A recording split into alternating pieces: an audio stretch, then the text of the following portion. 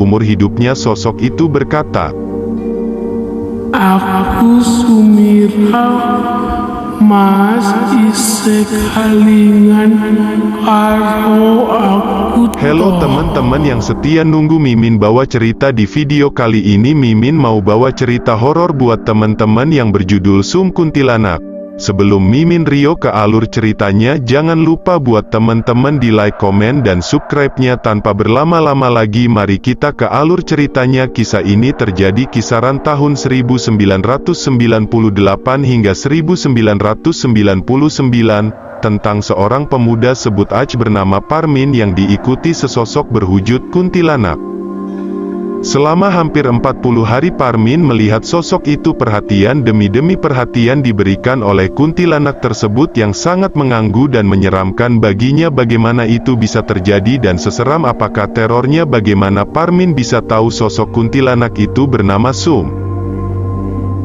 Di sebuah dusun kecil yang berada di kecamatan paling utara di Kabupaten Temanggung, di rumah sederhana tinggallah seorang pemuda 22 tahun bernama Suparmin. Ia anak tunggal yang tinggal bersama ibunya. Ayahnya sudah meninggal sejak Parmin berumur 8 tahun.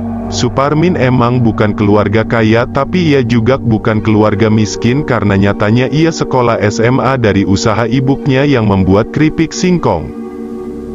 Setiap pagi dan sore Suparmin ngantar pesanan yang tempatnya berbeda-beda dari desa hingga pasar dengan motor Honda CB100. Suparmin dengan giat membantu ibunya menyuplai dan menagih uang ke setiap pelanggannya. Upah 12.000 per hari itu cukup baginya. Lagian itu upah bersih bensin dan makan. Jelas Parmin ikut dengan ibunya. Ia sangat nyaman dan bahagia dengan pekerjaan itu. Namun ia tidak tahu akan suatu hal terjadi kepada dirinya. Suatu hal hampir merubah hidupnya selamanya. Di suatu siang di rumahnya selepas Suparmin dari pasar, ia tengah leha-leha di kursi ruang tamu.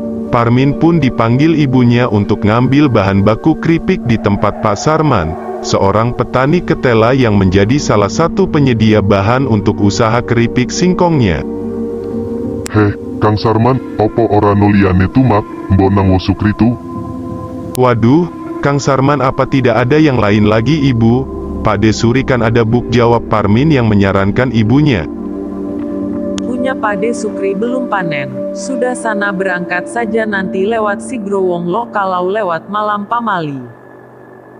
Kata ibu dari dapur, sambil mengingatkan Parmin karena jalan menuju rumah Pak Sarman melewati si Growong.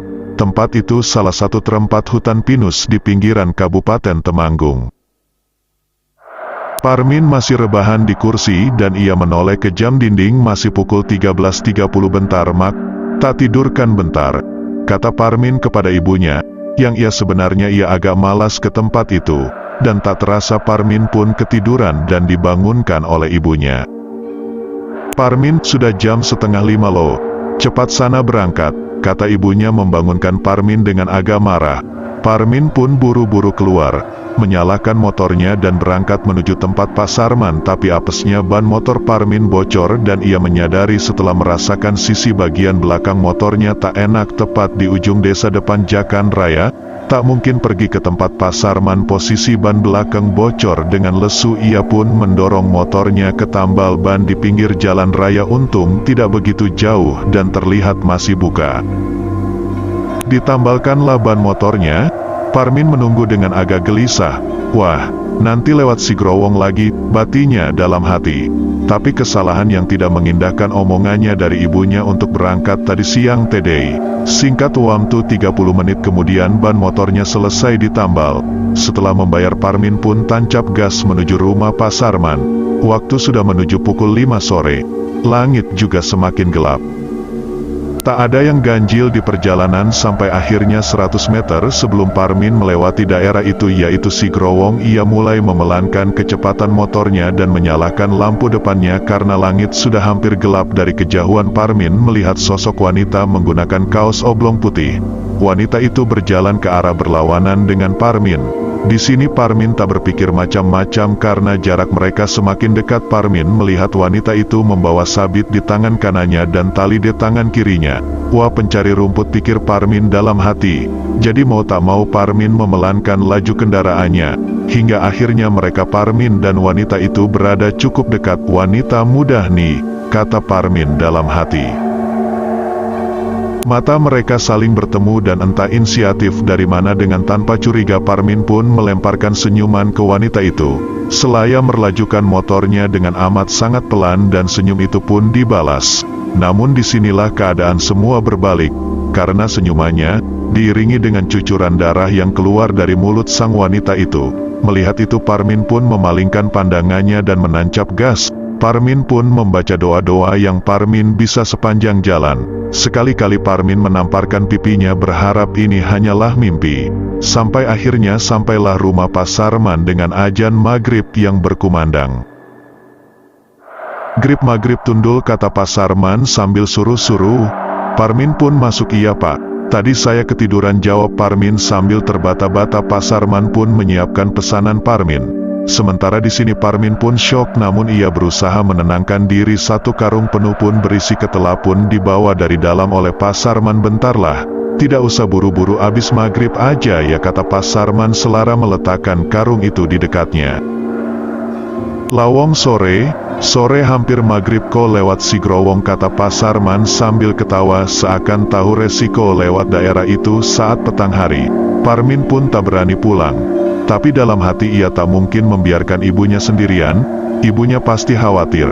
Sementara Pak Sarman pun tak bisa mengantar karena selain tak berani, beliau pun tak juga punya kendaraan. Akhirnya setelah menenangkan diri dan mengumpulkan keberanian, Parmin pun memaksakan diri untuk pulang membawa satu karung penuh ketela yang diikat di belakang jok bagian belakang motornya.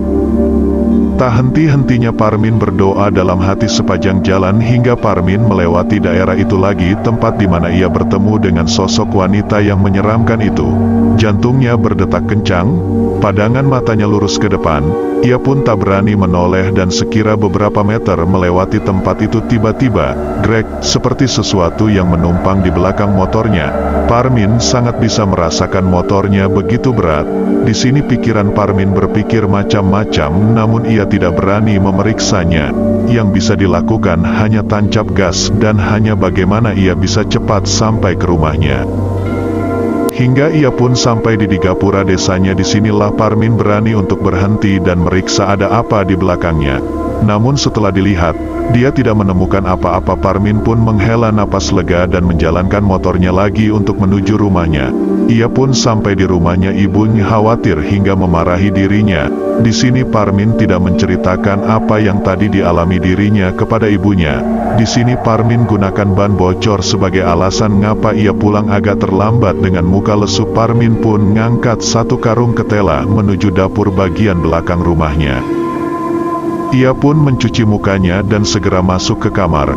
Suparmin merebahkan dirinya di atas ranjang sambil merenung apa yang ia tadi alami. Seperti ia tak percaya karena ini adalah pengalaman pertama bersentuhan dengan dunia lelembut. Seketika ketakutannya kembali muncul mengingat wajah wanita itu. Ia segera keluar menemui ibunya di dapur tengah ngupas ketela dari kulitnya dengan air. Parmin pun membantu ibunya tanpa ada obrolan yang mengiringi mereka seperti biasanya. "Apakah aku harus cerita?" batin Parmin. Walau sampai aktivitas itu pun selesai, tak ada satu kata pun terucap dari mulut Parmin. Waktu sudah semakin malam, ini waktunya istirahat. Sementara Parmin merasakan pegal dan berat di pundak bagian kanan. Entah apa penyebabnya, ia tak berpikir yang aneh-aneh, tapi semakin lama semakin berat saja pundaknya. Badannya pun merasa tak enak. Ia langsung menghubung-hubungkan kejadian itu dengan hal tadi. Mesti firasatnya berkata ini pasti ada hubungannya. Di sini Parmin lemas dan mencoba untuk tidur. Ia sebenarnya sangat ngantuk, tapi ketika memejamkan matanya bayangan wajah dari sosok wanita itu selalu berselit muncul di pikirannya. Entah kenapa Parmin tak merasa sendiri. Walaupun tak terlihat, tapi ia merasa ada orang lain di kamarnya selain dia. Berulang kali ia mengganti posisi tidurnya, entah berapa lama ia mencoba untuk tidur tapi tak bisa. Tiba-tiba hingga ada bebau wewangian yang lewat masuk ke indera penciumnya. Seketika Parmin terperanjat dan kini merubah posisi menjadi duduk di atas ranjangnya. Dahinya mengelirit, matanya ngamati setiap sudut lamarnya seraya meyakinkan apakah bau itu benar-benar adanya. Tapi setelah diamati nyatanya bau melati bertukat kuat di ruang kamarnya. Parmin pun mulai ketakutan dan kembali meringkuk di ranjang dengan selimut yang tipis menutupi hingga kepalanya. Di balik selimut Parmin terus berdoa meskipun itu tidak membantunya mengurangi rasa takutnya. Jangan dia ikut ke rumah, batin Parmin berkata, dan di antara ketakutannya yang tak tergambarkan itu, tiba-tiba terdengar suara yang seperti memanggilnya.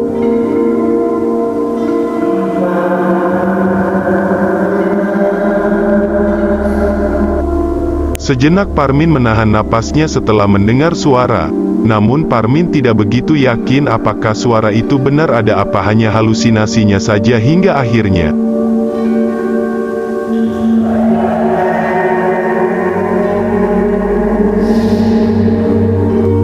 Suara itu terdengar lagi dan ini jelas bukan halusinasi Parmin.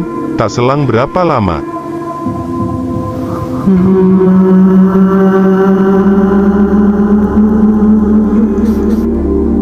suara itu kembali terdengar dengan nada yang lebih panjang. Suara adalah dari seorang wanita yang jelas itu bukan suara ibunya. Mendengar itu keringat Parmin bercucuran, lidahnya keluh. Jelas Parmin tidak berani membuka selimutnya. Ia sangat ketakutan dan terus memejamkan matanya. Parmin merasa suara itu berada tepat di samping tempat tidurnya.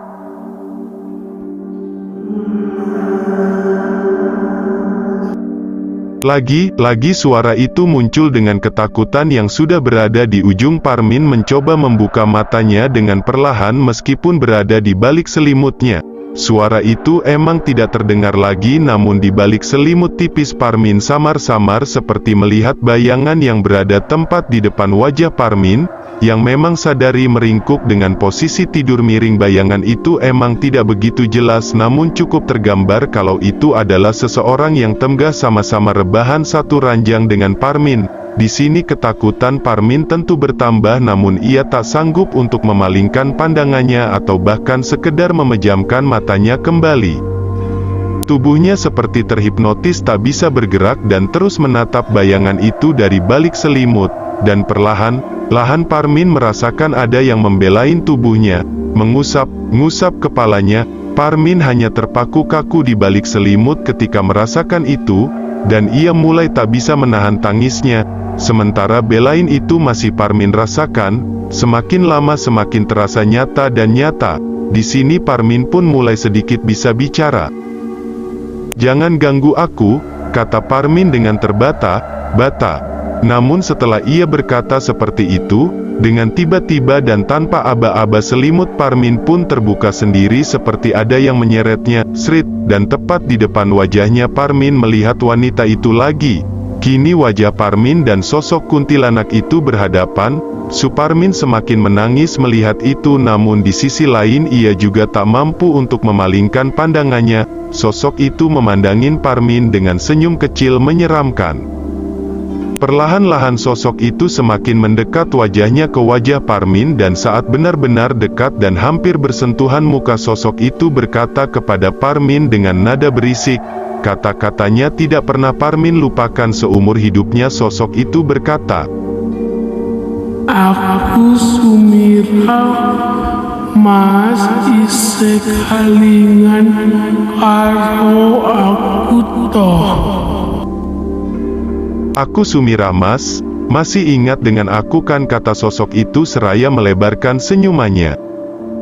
Oke teman-teman, itulah part 1 dari kisah Sum si Kuntilanak. Jangan lupa nonton part 2 dan jangan lupa like, komen, dan subscribe-nya karena itu yang kami harapkan dari teman-teman semua.